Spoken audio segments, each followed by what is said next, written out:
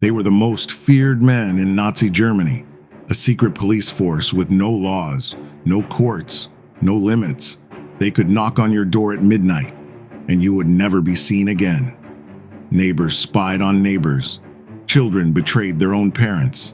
The Gestapo ruled by fear and left behind one of the darkest legacies of the 20th century. I am here to suffer and to die, but I will not betray anyone. Those were the final words of Jean Moulin, leader of the French resistance tortured to death by the Gestapo in 1943. He was one of countless victims of Hitler's secret police. The very name Gestapo has come to mean one thing: terror. On August 2, 1934, President Paul von Hindenburg died. Hitler seized the moment. He merged the presidency with the chancellorship and forced the army to swear loyalty not to Germany, but to him personally. A referendum later that month confirmed his power. From then on, all authority in Germany flowed directly to Hitler. And to protect that authority, he relied on his secret weapon, the Gestapo.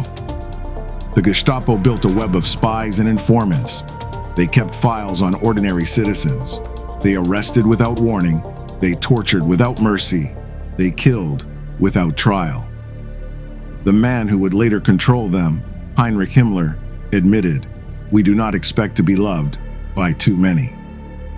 The Gestapo was founded in April 1933 by Hermann Göring in Prussia under Rudolf Diels. Their Berlin headquarters was set up at Prince Albrechtstrasse 8, a former school that would become the heart of the Nazi security state. That March, the Reichstag passed the Enabling Act. Nazi intimidation guaranteed its passage. Germany's fragile democracy was gone.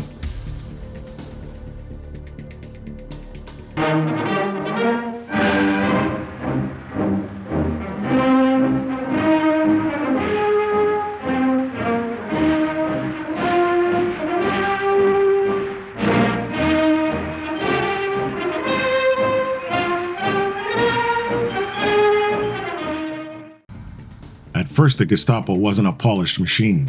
It was a battleground of rival factions.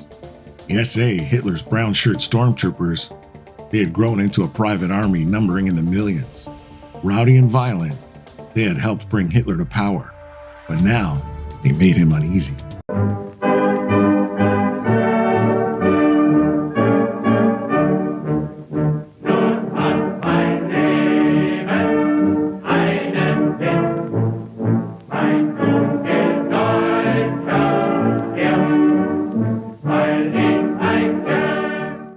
By contrast, the SS under Heinrich Himmler was small but disciplined. Himmler's men were fanatically loyal. He had ambitions, and he wanted the Gestapo under his control. Himmler used bribery, blackmail, and intimidation to gain influence. Rudolf Diels, the first Gestapo chief, fled abroad in fear of his life. Meanwhile, SA men roamed the streets arresting and assaulting people almost at random. Public support for Hitler began to erode.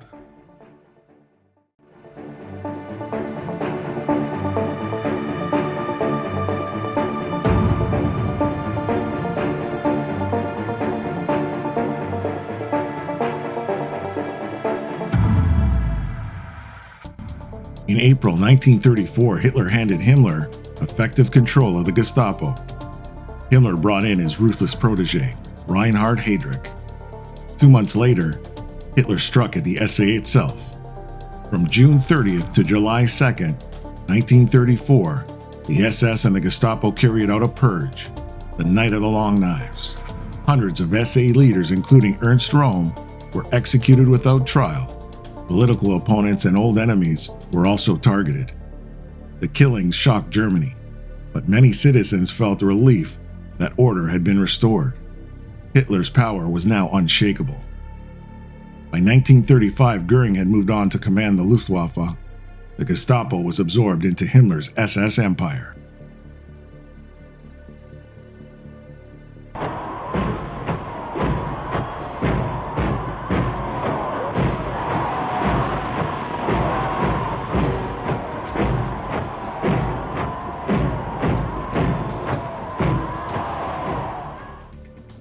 June 17, 1936, Himmler became chief of the German police.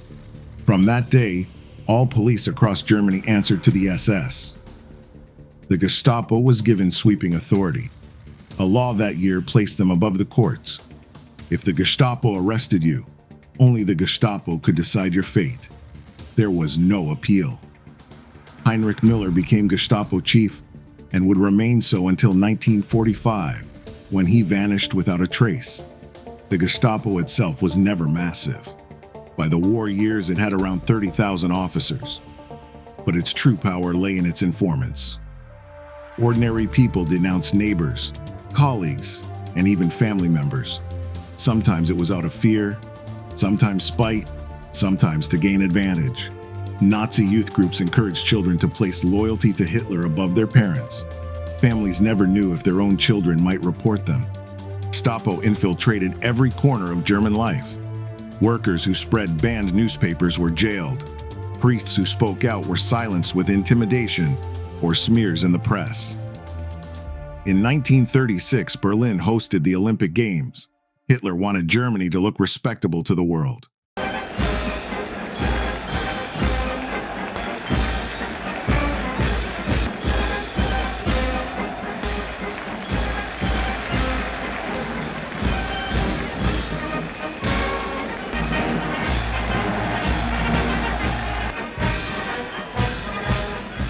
Public persecution of Jews was temporarily eased, but in the shadows, the Gestapo continued its war against dissent. Files stacked higher every year. Blackmail, surveillance, and trumped-up charges destroyed careers. Even high-ranking officers weren't safe. In 1938, War Minister Werner von Blomberg and Army Commander Werner von Fritsch were both forced out in scandals fueled by Gestapo investigations. March 1938, Hitler annexed Austria in the Anschluss. Crowds cheered in Vienna, but behind the scenes, the Gestapo quickly took control.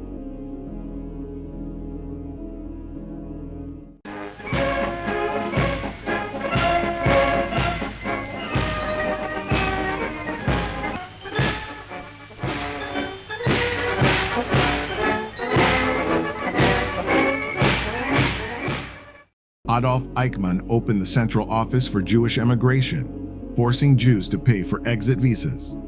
That same year, the SS began building Mauthausen, one of the harshest camps in the system. Next came Czechoslovakia. In September 1938, Britain and France caved to Hitler's demands at Munich, handing over the Sudetenland. Just months later, in March 1939, German troops occupied the rest of the country. The Gestapo followed close behind, targeting opposition leaders, crushing resistance, and spreading fear. Hitler's next target was Poland.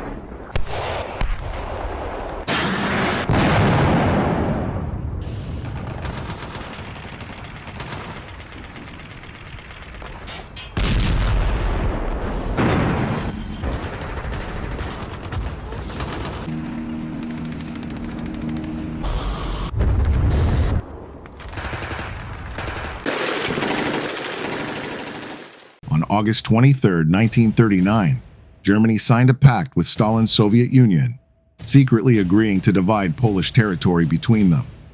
To justify the invasion, the Gestapo staged a provocation. On the night of August 31, 1939, SS men attacked a German radio station at Gleiwitz. They dressed concentration camp prisoners in Polish uniforms, murdered them, and left their bodies as evidence of a fake Polish raid. The next morning, September 1st, German troops poured into Poland.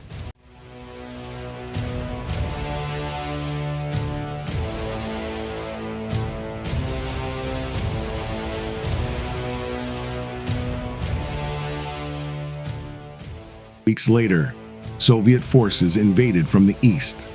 The Gestapo moved in behind the front lines, rounding up Jews, communists, and intellectuals.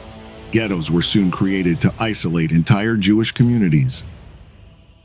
June 1941, Hitler launched Operation Barbarossa, the invasion of the Soviet Union. It was the largest invasion in history.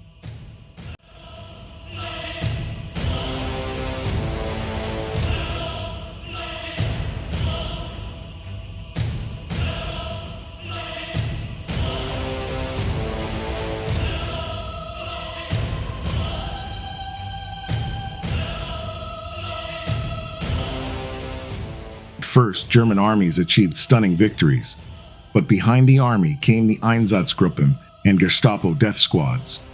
They executed commissars, Jews, and anyone deemed an enemy. Tens of thousands were shot in open fields, forests, and ravines. Soviet prisoners of war were captured in the millions.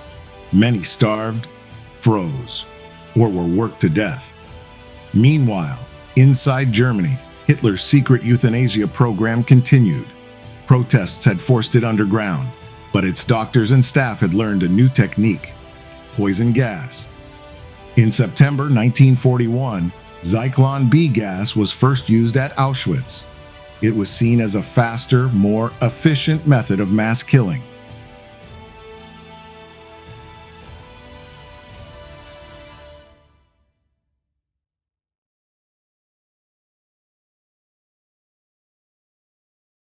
On January 20th, 1942, senior Nazis gathered in a villa in Wannsee, outside Berlin. Reinhard Heydrich led the meeting. Adolf Eichmann kept the minutes. Together they coordinated the final solution: extermination of Europe's Jews. Gestapo's job was to round up victims, organize deportations, and track escapees. Within the Reich Security Main Office, Gestapo was Section 4. Eichmann's department, 4B4, directed Jewish affairs.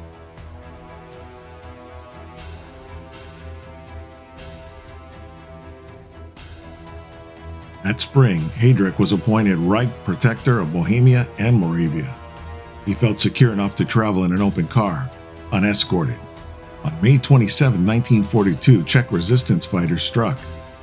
Heydrich was mortally wounded and died in later days.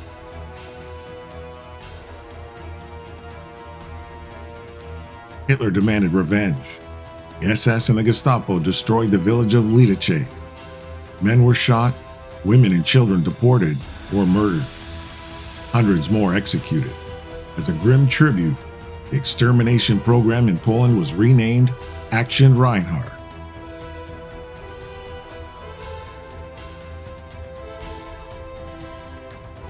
Where the Germans went, the Gestapo followed. In France, they hunted resistance fighters. For every German soldier killed, dozens of civilians were executed in reprisal. Hostages were taken and killed if fugitives were not surrendered. In Denmark, the Nazis treated the population more gently, seeing them as Aryan brothers. But in 1943, ordinary Danes secretly ferried over 7,000 Jews to safety in Sweden. It was a humiliating blow to the Gestapo. Under Hitler's Night and Fog Decree of December 1941, thousands of people vanished into Germany without a trace. Families never learned what became of them. Torture was routine: beatings, water torture, electric shock. Prisoners often broke, not from their own pain, but from watching their loved ones tortured in front of them. In Holland, the Gestapo broke a major British spy network, capturing agents and using their radios to send false information back to London. Dozens of agents parachuted straight into traps. Early 1943, Germany suffered a catastrophe at Stalingrad. The Sixth Army was destroyed. The tide of war turned against Hitler.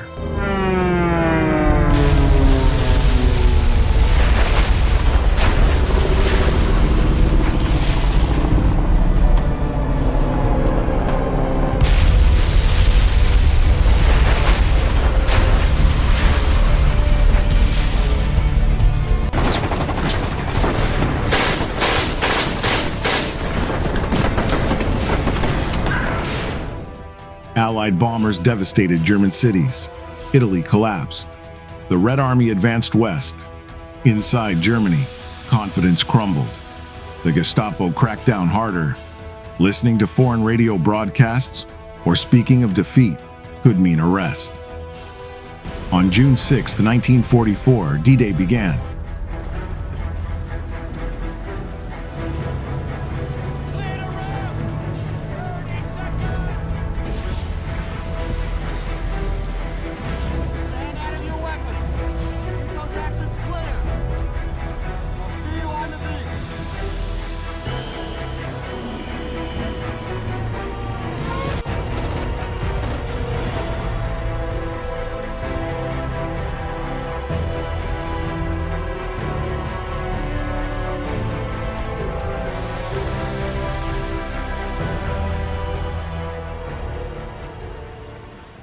forces stormed the beaches of Normandy. The Gestapo scrambled to crush resistance and sabotage across France. Then came July 20th, 1944. A bomb planted by Colonel Klaus von Stauffenberg exploded in Hitler's headquarters. Hitler survived. The Gestapo unleashed a wave of arrests. Thousands were executed. Show trials under Judge Roland Freisler turned into spectacles of humiliation and death. 1945, Germany was collapsing. The Allies crossed the Rhine. The Red Army closed in on Berlin.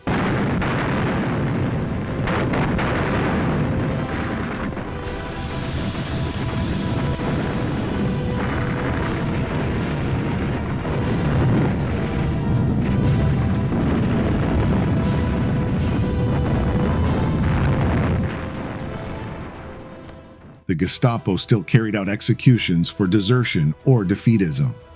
In April, Hitler ordered the arrest and execution of SS General Hermann Fegelein, Eva Braun's brother-in-law. On April 30th, Hitler killed himself in his bunker. Gestapo chief Heinrich Müller destroyed his files and disappeared. His fate remains a mystery to this day. Himmler was captured, but poisoned himself. Ernst Kaltenbrunner, head of the Gestapo and Reich Security Main Office, after Heydrich, survived to face justice. At the Nuremberg trials in 1946, films of Nazi atrocities shocked the world.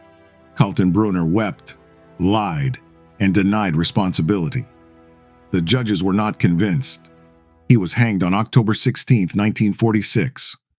The tribunal declared the Gestapo a criminal organization.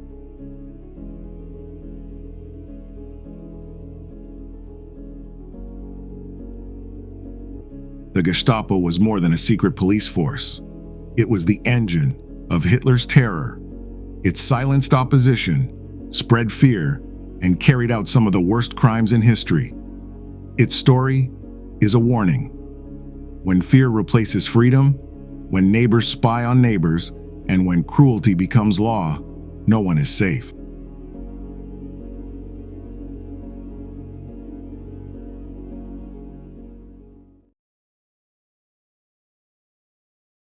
Did you know that 97% of viewers are not subscribers?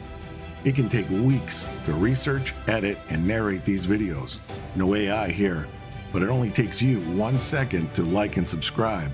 Please do so, or you may never see us again. And for our next video, click right here.